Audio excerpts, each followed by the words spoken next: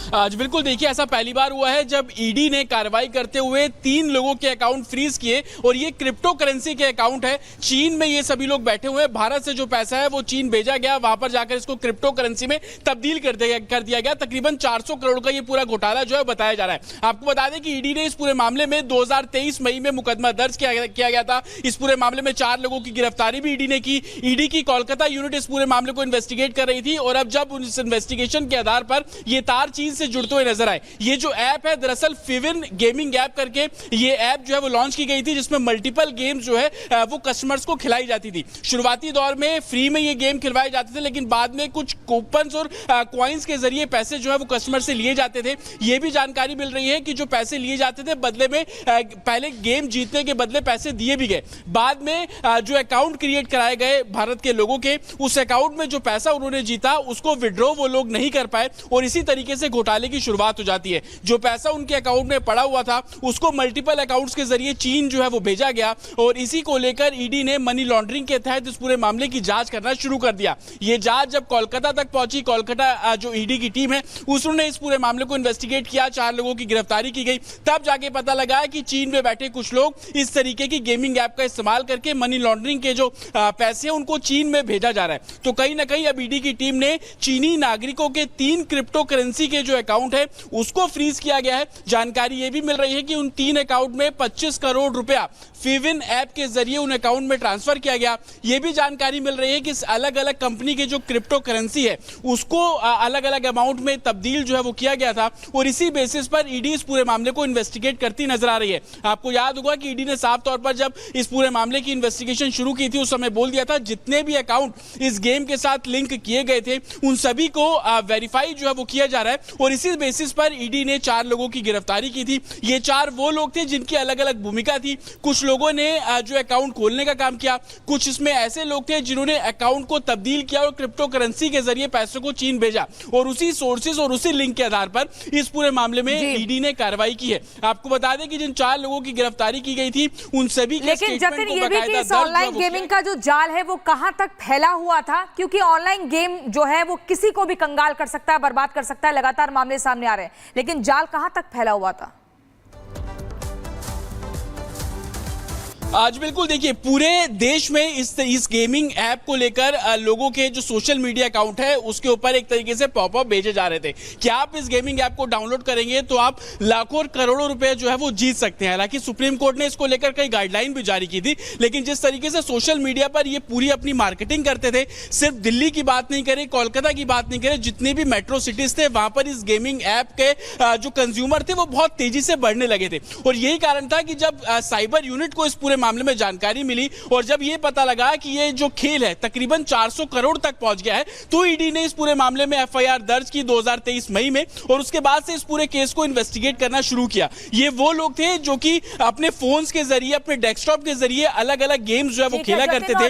फिविन gaming देश भर में भी इसको लेकर कार्रवाई की जाएगी। ईडी ने 400 करोड़ रुपए फ्रीज कर दिए हैं। धन्यवाद आपका इस तमाम जानकारी के लिए। इस मामले पर आगे भी आपको अपडेट देते रहेंगे, लेकिन फिलहाल बताते हैं आपको दिल्ली से बड़ी खबर, जहां दिल्ली में पुलिस और बदमाशों के बीच मुठभेड़ हुई है। बता दें आपको कि 2 बदमाश इस दौरान घायल भी हुए हैं। दिल्ली के ख्याला इलाके का यह मामला है, जहां 2 बदमाशों को पुलिस ने 2 बदमाशों का एनकाउंटर किया है, 2 लोगों को अरेस्ट किया गया है। ख्याला इलाके में दिल्ली पुलिस की स्पेशल टास्क फोर्स के बीच बदमाशों की मुठभेड़ हुई, जिसमें बदमाश विकास और रमेश घायल हो गए। दोनों बदमाशों के पैर में गोली लगी है। पुलिस को बदमाशों के पास से हथियार, कई मामलों में पुलिस को दोनों की तलाश थी, हथियार भी मिले हैं पुलिस को। ये वो जगह है जिस जगह पर पुलिस और बदमाशों के बीच मुठभेड़ हुई है। इस दौरान 2 लोगों को अरेस्ट किया गया है, जिनका नाम विकास और रमेश बताया जा रहा है। दोनों ही घायल हैं और दोनों के पैर में गोली लगी है। पुलिस इनको पकड़ने के लिए गई थी, इन्होंने भागने की कोशिश की। इस दौरान पुलिस को गोली चलानी पड़ी। पुलिस ने इनके पैर पे गोली मारी, जिससे दोनों के पैर में चोट लगी है। दोनों के पैर में गोली लगी है, दोनों घायल हैं। इनका नाम विकास और रमेश बताया जा रहा है।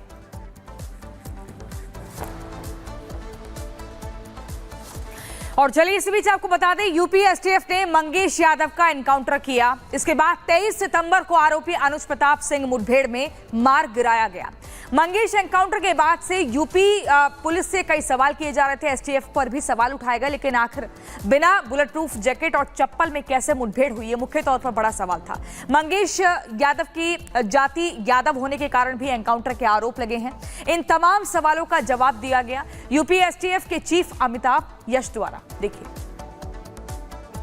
सुल्तानपुर लूटकांड के बाद लगातार उत्तर प्रदेश पुलिस एक्टिव है। एसटीएफ और अलग अलग टीमें अलग अलग जगहों पर जो आरोपी हैं उनका एनकाउंटर कर रही हैं, उन्हें धर पकड़ रही हैं। इन पूरे मामले को लेकर तमाम तरीके के सवाल भी किए जा रहे हैं। बात करने के लिए एसटीएफ के मुखिया, उत्तर प्रदेश पुलिस के बड़े चेहरे अमिताभ जी मौजूद हैं। सर, क्या स्टेटस है सुल्तानपुर लूटकांड में? आज के दिन क्या स्टेटस है सर?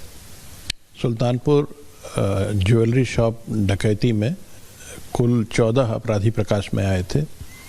इनमें से 3 अभी भी वांछित हैं। ये 3 वो अपराधी हैं जिन्होंने दुकान के अंदर घुसकर डकैती की वारदात को अंजाम दिया था। इसके अलावा अन्य अपराधी सपोर्टिंग रोल में थे और इस गैंग का जो सरगना है वो भी बाहर से पूरी गतिविधियों को मॉनिटर कर रहा था, उसका संचालन कर रहा था। 3 अपराधी जो वांछित हैं उनकी तलाश की जा रही है। उन तीनों पर 1-1 लाख रुपए का इनाम घोषित है। 2 अपराधी पुलिस मुठभेड़ में मारे गए हैं और बाकी अन्य गिरफ्तार हो चुके हैं। मंगेश यादव का एनकाउंटर होता है सर, उसके बाद काफ़ी विवाद होता दिखता है, पॉलिटिकल एलिगेशंस लगते हैं या तमाम कास्ट को लेकर बातें की जाती है। कैसे देखते हैं आप इस पूरे एलिगेशन को? पॉलिटिकल एलिगेशंस का तो मैं कोई जवाब नहीं दे सकता, लेकिन जो भी अपराधी इसमें शामिल थे वो सभी पेशेवर थे। ये गैंग अंतर्राज्यीय गैंग है डकैती का, और इस गैंग ने थोड़े दिन पहले ही गुजरात में एक बड़ी बैंक डकैती की थी और उस गैंग का अनावरण भी हुआ था, वहाँ जेल भी गए थे। इनका जो मोडस ऑपरेंडाई है वो गुजरात में और सुल्तानपुर में लगभग एक ही था। इन्होंने 2 मोटरसाइकिलों की चोरी की और उसी मोटरसाइकिल से घटना को अंजाम दिया था। यहाँ सुल्तानपुर में इन्होंने एक गेट अवे व्हीकल अलग से रखा था, क्योंकि जैसे ही घटना के बारे में जानकारी पुलिस को होती तो ये अलर्ट साउंड हो जाता, इसलिए इन्होंने मोटरसाइकिल के अलावा एक अन्य व्हीकल रखा था जिसमें सारा माल और अपराधी बैठ करके फरार हो सके। तो संपूर्ण घटनाक्रम का अनावरण हो चुका है। काफ़ी हद तक माल की बरामदगी हो चुकी है। गोल्ड जितना भी गया था उतना सारा बरामद हो गया है। सिल्वर के बारे में अभी थोड़ी बरामदगी और शेष है, लेकिन चूंकि 3 अपराधी और अभी वांछित हैं, उनसे हो सकता है कि और बरामदगी हो सके। परिजन सर, अनुज सिंह के परिजन चाहे मंगेश यादव के परिजन हो, तमाम लोग कह रहे हैं कि एनकाउंटर फर्जी है। कई सारे पॉलिटिकल पार्टीज एलिगेशन लगा रहे हैं फर्जी एनकाउंटर का। इसे कैसे देखते हैं?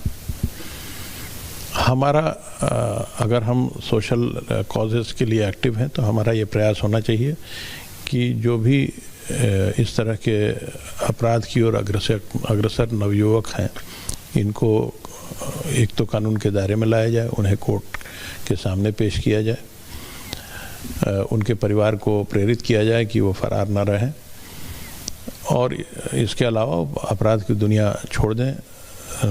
समाज में काम करने की बहुत सारी अपॉर्चुनिटीज़ अब हो गई हैं।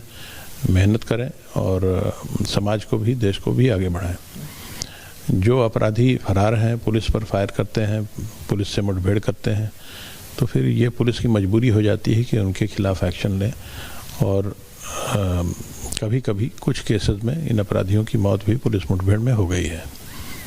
सर, एसटीएफ को लेकर तमाम बातें कही गई, सोशल मीडिया पर फुल फॉर्म के संग भी जाति को जोड़कर देखा गया। ये सब तमाम जो आरोप हैं, इकबाल पर क्या असर पड़ता है? आप टीम को लीड करते हैं, जो साथी हैं जो तमाम एनकाउंटर्स में अपना फ्रंट पर लड़ते हैं, अपनी जान हथेली में लेकर लड़ते हैं, उनके इकबाल पर क्या असर पड़ता है इस तरीके के आरोपों से? पिछले 27 वर्षों से एसटीएफ लगातार संगठित अपराध के खिलाफ काम कर रही है। ये एक बहुत ही यूनिक।